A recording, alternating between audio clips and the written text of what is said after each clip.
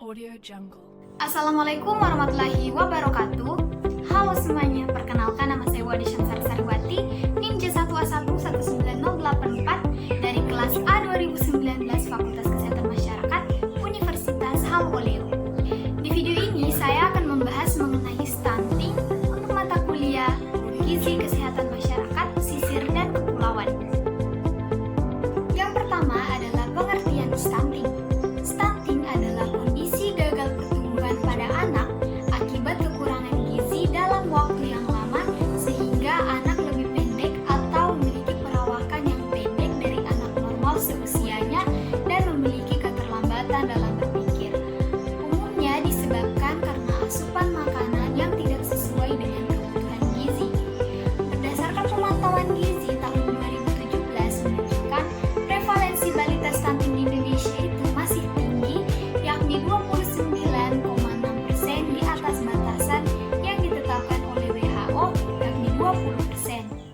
Tahun 2015, Indonesia tertinggi kedua di bawah Laos untuk jumlah anak stunting.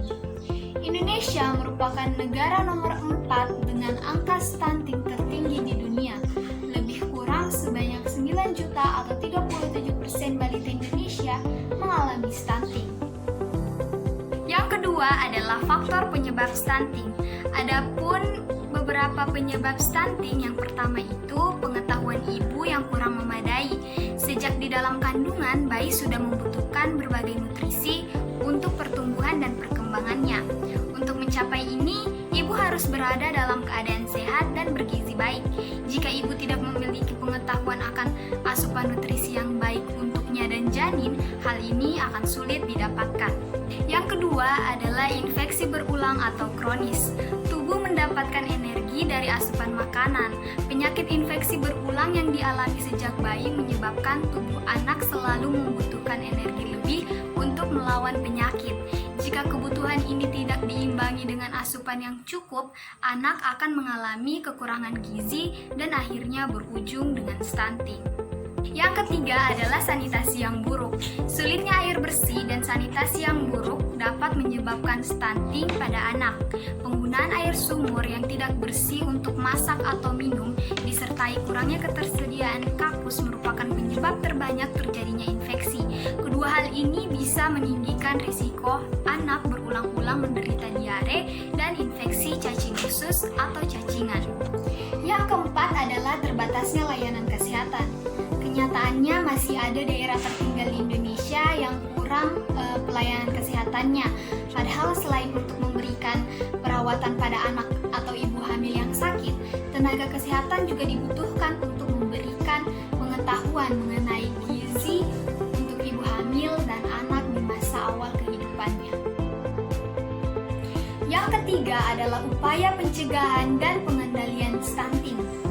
Upaya pencegahan dan pengendalian penyakit itu harus dilakukan tidak hanya oleh anak dan keluarganya, namun oleh seluruh masyarakat dan pemerintah.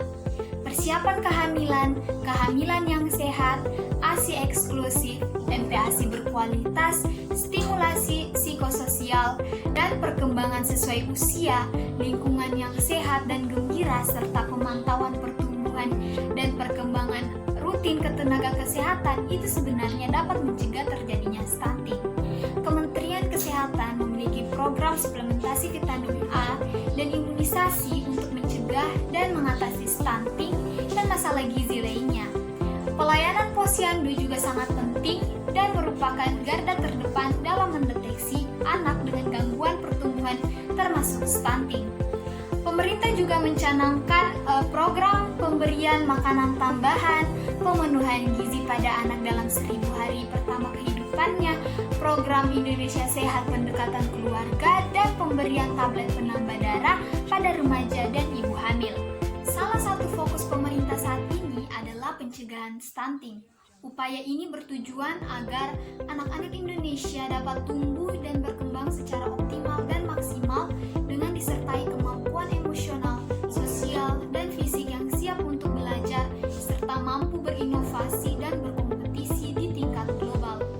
Terdapat 3 hal yang harus diperhatikan dalam pencegahan stunting, yaitu perbaikan terhadap pola makan, pola asuh, serta perbaikan sanitasi dan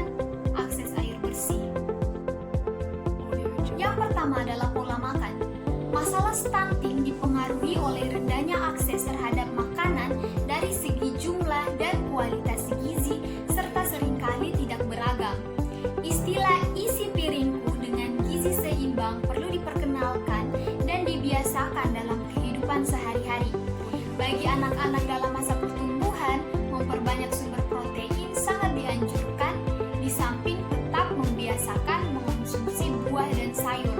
Dalam satu porsi makan, setengah piring diisi oleh sayur dan buah, setengahnya lagi diisi dengan sumber protein baik nabati maupun hewani dengan proporsi lebih banyak daripada karbohidrat. Yang kedua adalah pola asuh, seperti bersalin di fasilitas kesehatan, lakukan inisiasi menyusu dini, dan berupaya agar bayi mendapat kolostrum air susu ibu atau ASI dan diberikan sampai bayi berusia 6 bulan. Setelah itu, ASI boleh dilanjutkan sampai usia 2 tahun, namun berikan juga makanan pendamping ASI.